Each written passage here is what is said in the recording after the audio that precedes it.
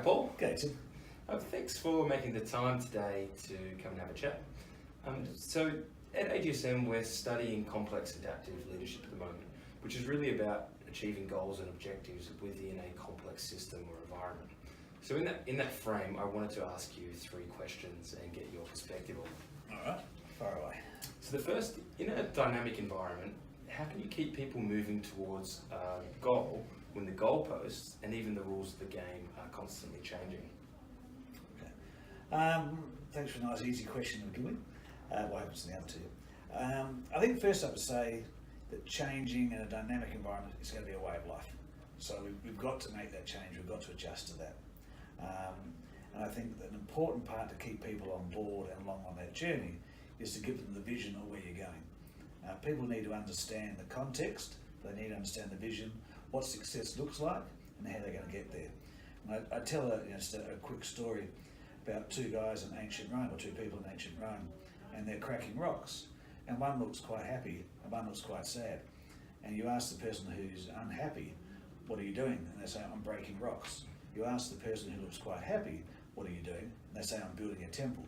And I think the question here, or in my opinion, part of the solution to work in a dynamic environment is for people to understand, what is that temple?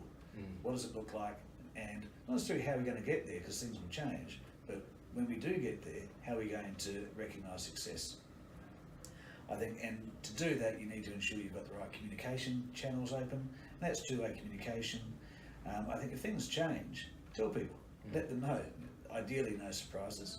I think as a leader, you need to maintain a sense of calm. So when changes, you don't panic, you're able to bring people forward, show them how they can adjust accordingly.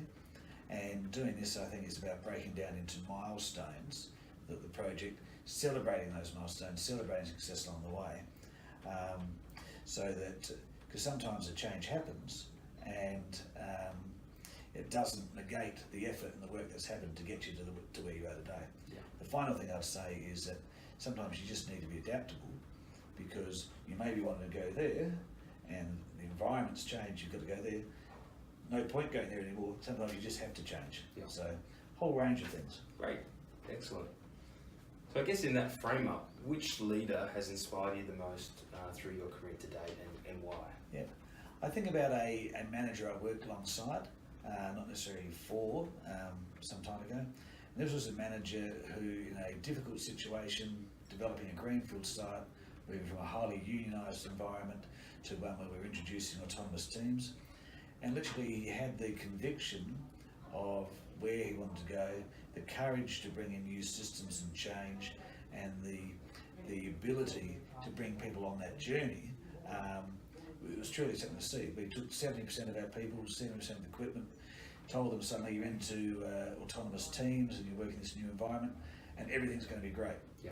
Well, unfortunately for the first 6 months, it wasn't great, but he had the belief, he had the teams sharing that belief, and for a 12-month period, despite threats of his own termination, he stood by the people, he stood by the plan correctly, and managed to achieve the results. Sensational. It's great.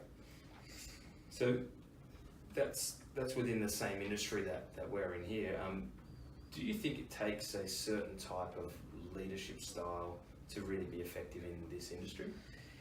I'd just say quickly, I think you've got to be careful about having a certain style. I think you've got to have different styles for different occasions and different styles for different people. So I'd say you have to be an adaptable style to be successful in this industry.